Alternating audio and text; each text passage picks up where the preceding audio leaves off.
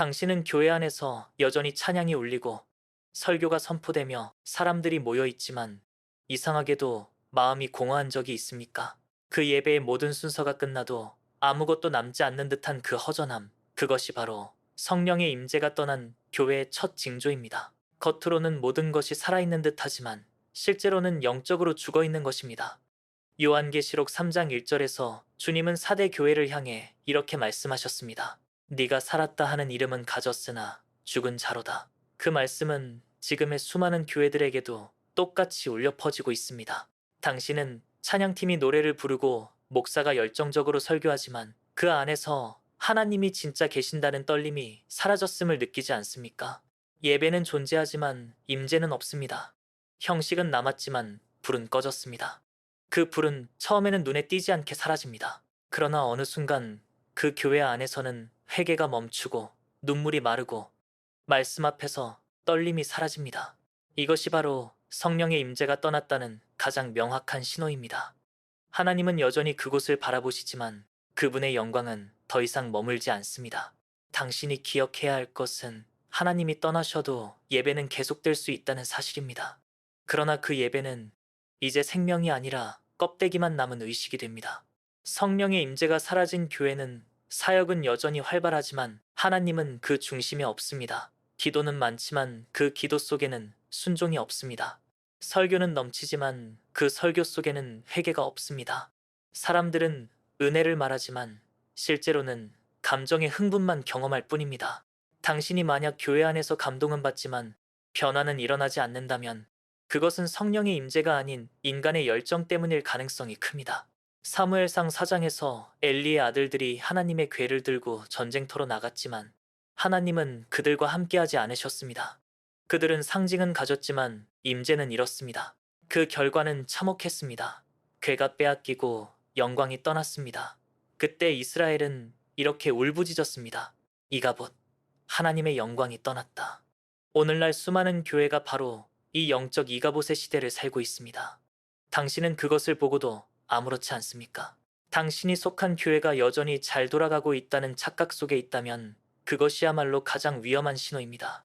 하나님은 숫자에 감동하지 않으십니다. 하나님은 규모나 조명이나 음향에 감동하지 않으십니다. 오직 깨끗한 마음과 겸손한 영혼 위에 임재하십니다. 시편 51편에서 다윗은 간절히 외쳤습니다. 주의 성령을 내게서 거두지 마소서. 다윗은 왕이었지만 임재를 잃는 것이 왕자를 잃는 것보다 두려웠습니다. 그러나 오늘날 교회들은 건물의 크기, 예배자의 수, 헌금의 액수에는 민감하지만 임재의 유무에는 무감각합니다. 이것이 바로 임재가 떠난 교회의 현실입니다. 성령의 임재가 사라진 교회는 결국 인간 중심의 교회로 변질됩니다. 메시지는 사람을 기쁘게 하기 위해 다듬어지고 설교는 은혜보다는 동기부여로 바뀝니다.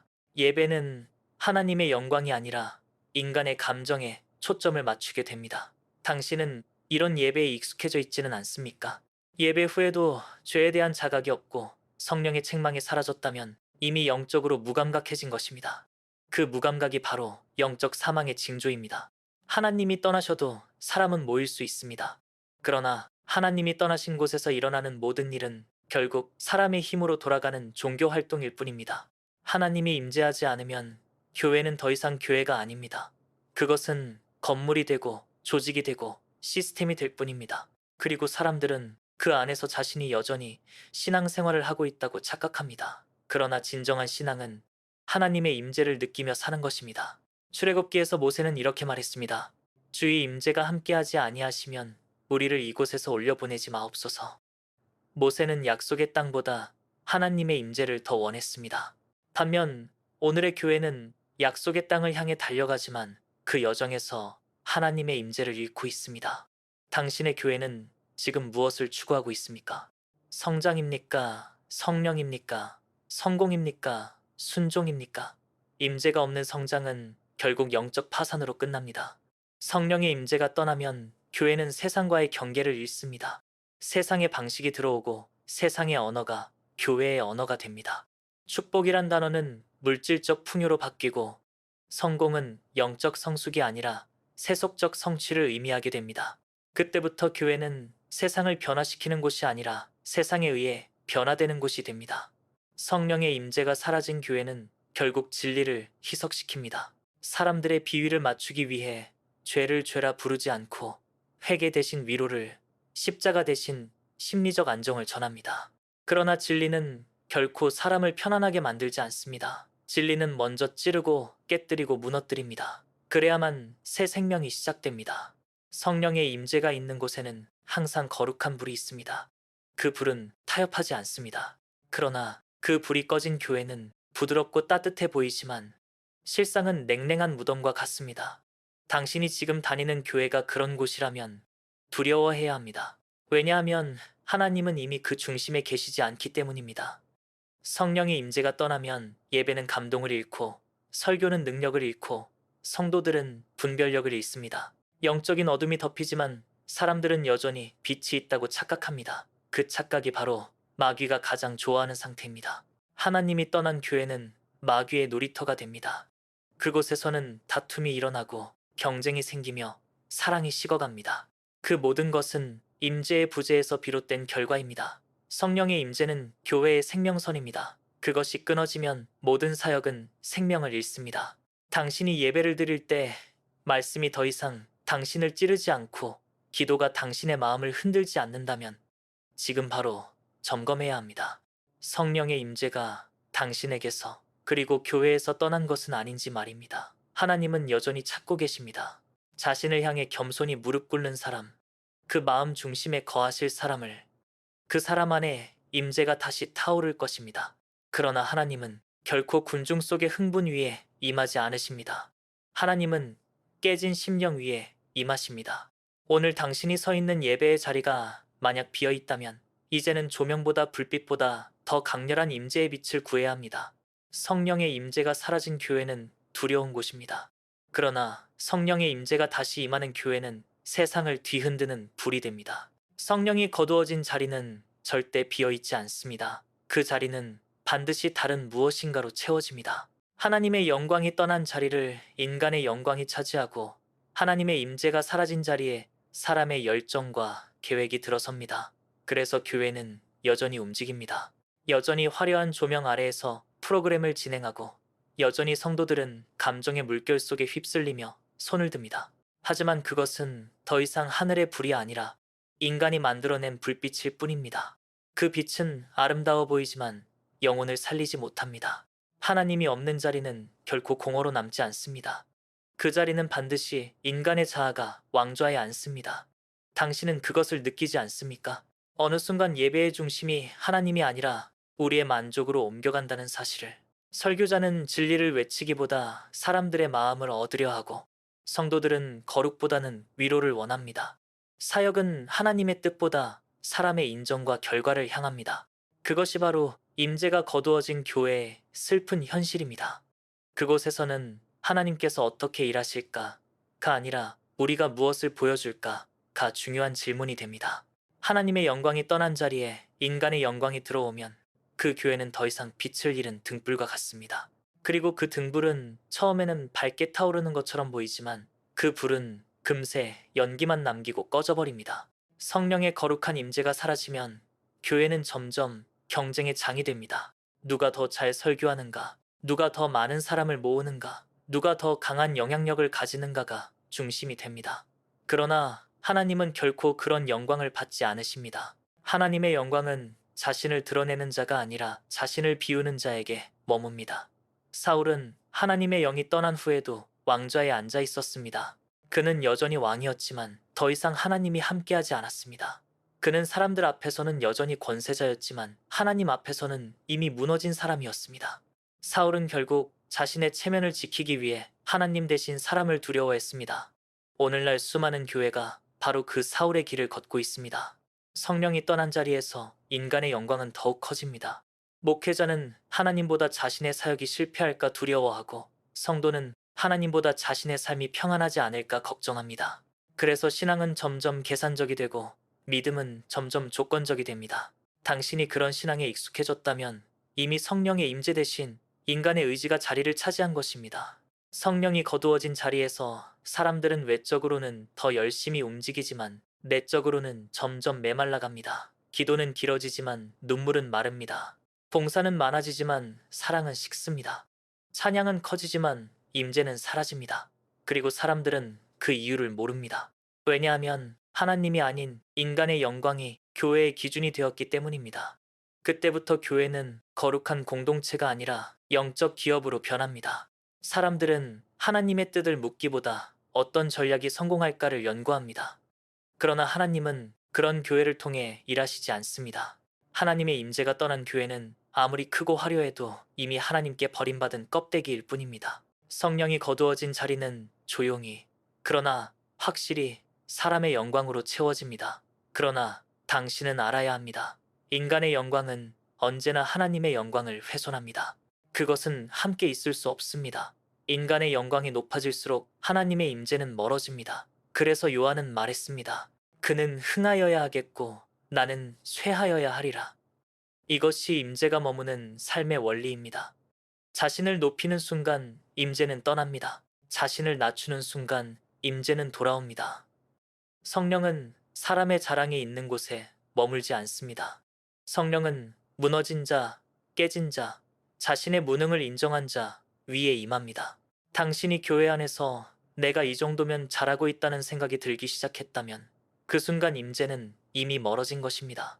하나님은 당신의 헌신보다 당신의 중심을 보십니다. 인간의 영광이 교회를 장악하면 진리는 점점 가려지고 은혜는 점점 값싸집니다. 사람들은 하나님을 예배하지만 사실은 자신을 숭배합니다. 그 예배 속에서 나의 만족, 나의 성공, 나의 축복이 중심이 됩니다. 그러나 하나님은 그런 예배를 받지 않으십니다. 하나님은 자신이 왕이 되지 않은 예배를 거부하십니다. 당신이 하나님을 높이는 것 같지만 실제로는 당신 자신을 높이고 있다면 그것은 이미 성령이 거두어진 자리입니다. 그 자리를 비우십시오. 당신의 영광을 내려놓으십시오. 그래야 다시 임재가 돌아올 수 있습니다. 왜냐하면 성령은 오직 빈 그릇 위에만 임하시기 때문입니다. 하나님은 가득 찬 마음에는 임하지 않으십니다. 오직 깨끗이 비워진 마음, 자기 영광이 완전히 죽은 마음에만 머무르십니다. 이제 그 마음이 준비될 때 임재의 회복은 시작됩니다. 임재가 돌아올 때 교회에 일어나는 일은 단순한 감정의 변화가 아닙니다. 그것은 영혼의 구조 자체가 바뀌는 거룩한 폭발입니다. 하나님이 다시 임하시면 가장 먼저 회개가 살아납니다. 이전에는 죄를 지어도 아무런 두려움이 없던 사람들이 이제는 작은 죄에도 마음이 찢어지는 통회를 경험합니다. 임재가 돌아오면 사람들의 눈에서 눈물이 다시 흐릅니다. 그것은 슬픔의 눈물이 아니라 영혼이 다시 살아나는 회복의 눈물입니다. 에스겔서에서 하나님은 마른 뼈들에게 생기를 불어넣으셨습니다. 그 생기가 바로 임재입니다. 임재가 돌아오면 죽은 예배가 살아나고 식은 마음이 타오릅니다. 교회는 다시 사랑으로 연결되고 미움은 사라집니다. 임재가 돌아오면 기도의 분위기가 바뀝니다. 형식적인 문장이 아니라 영혼 깊은 곳에서 터져나오는 부르짖음이 생깁니다. 하나님이 임하시면 설교는 단순한 말이 아니라 능력이 됩니다. 말씀 한 구절이 칼이 되어 심령을 찌르고 그 한마디의 인생이 변화됩니다. 임재가 돌아오면 사람들은 더 이상 사람을 의식하지 않습니다. 오직 하나님 앞에서 자신을 무너뜨립니다. 그리고 그 자리에서 새로운 교회가 세워집니다. 초대교회가 그랬습니다. 성령이 임하셨을 때 사람들은 두려움과 감격 속에서 서로의 죄를 고백하고 가진 것을 나누며 함께 울고 함께 찬양했습니다. 임재가 있는 교회는 사람의 말이 필요 없습니다. 하나님이 직접 역사하시기 때문입니다. 그래서 사도행전의 교회는 프로그램이 없었지만 능력이 있었고 전략이 없었지만 변화가 있었습니다. 오늘날 교회가 잃은 것이 바로 그것입니다. 성령의 임재는 어떤 교리나 감정이 아닙니다. 그것은 하나님의 실제가 지금 여기에 나타나는 것입니다. 그 임재가 돌아오면 가장 먼저 무너지는 것은 인간의 자존심입니다. 누구도 자신을 자랑하지 못하고 누구도 내가 했다고 말할 수 없습니다. 모든 영광이 하나님께 돌아갑니다. 그때 하나님은 다시 그 교회를 사용하십니다. 하나님의 임재가 돌아온 교회는 세상이 감당하지 못합니다. 그들은 돈이 없어도 건물이 없어도 사람의 칭찬이 없어도 타오릅니다. 왜냐하면 그 중심에 하나님이 계시기 때문입니다. 그리고 그 불은 결코 꺼지지 않습니다. 이사야 60장에서 하나님은 말씀하셨습니다. 일어나라 빛을 발하라. 이는 네 빛이 이르렀고 여호와의 영광이 네 위에 임하였음이라. 그 빛은 프로그램이나 재능이 아니라 하나님의 임재 그 자체입니다. 하나님이 임하시면 어둠은 즉시 물러갑니다. 미움은 사랑으로, 냉랭함은 열정으로, 절망은 소망으로 바뀝니다. 임재가 돌아온 교회는 세상 속에서 다시 예언자의 목소리를 회복합니다. 사람들을 두려워하지 않고 진리를 타협하지 않습니다. 그들은 박해를 받아도 물러서지 않습니다. 왜냐하면 그들 안에는 살아계신 하나님의 영이 있기 때문입니다. 임재가 돌아온 교회는 건물보다 영혼을 세우고 사람보다 하나님을 높입니다. 그 교회 안에서는 이름 없는 이들이 쓰임받고 아무도 주목하지 않았던 자들이 하나님의 불을 붙잡습니다. 하나님은 다시 그곳에 머무르시며 그 교회를 통해 도시를 흔드시고 세대를 새롭게 하십니다. 당신은 그 현장을 보고 싶지 않습니까? 죽어있던 교회가 다시 살아나는 장면, 말씀이 능력이 되어 회개가 터지고 사람들이 서로 껴안으며 울고 하나님의 영광이 가득 채우는 그 순간을. 그것은 더 이상 과거의 이야기가 아닙니다. 지금도 하나님은 그 임재를 부으시길 원하십니다. 그러나 그 시작은 항상 한 사람으로부터입니다. 하나님은 언제나 한 사람의 갈망에서 불을 붙이십니다. 그 사람이 바로 당신이 될 수 있습니다. 하나님은 당신의 교회를 새롭게 하시기 전에 먼저 당신의 마음을 새롭게 하시길 원하십니다. 그 마음이 깨질 때 교회가 회복됩니다. 성령의 임재는 회중이 아닌 개인에게서 시작되어 다시 공동체로 흘러갑니다. 당신이 지금 그 불을 구한다면 하나님은 반드시 응답하실 것입니다. 하나님은 여전히 임재를 거두실 수도 있고 동시에 다시 부으실 수도 있습니다. 그러나 그분은 반드시 갈망하는 자를 통해 다시 임하십니다. 이제 당신의 교회가 아니라 당신의 심령이 그 불의 시작점이 되십시오. 하나님이 당신 안에 다시 임하실 때 그 임재는 당신을 넘어서 교회를 덮을 것입니다. 그리고 그 교회를 통해 도시가 깨어나고 세대가 다시 살아날 것입니다. 이것이 성령의 임재가 돌아올 때 일어나는 거룩한 회복입니다. 이 사역은 깨어있는 영혼들을 세우기 위한 작은 등불입니다. 당신의 기도와 멤버십 후원이 이 불빛을 지켜줍니다. 하나님 나라를 세우는 동역의 손길로 함께 해주세요. 오늘 영상이 당신의 마음을 흔들었다면 그건 하나님께서 지금 당신을 부르고 계신다는 뜻입니다. 깨어있는 자로 서서 이 세대의 어둠 속에 작은 빛이 되어주세요. 구독과 좋아요는 이 메시지가 더 많은 영혼에게 닿을 수 있도록 돕는 통로가 됩니다. 그리고 당신의 생각과 깨달음을 다른 분들과 공유할 수 있게 댓글로 남겨주세요. 당신의 한 문장이 또 다른 영혼을 깨울 수 있습니다.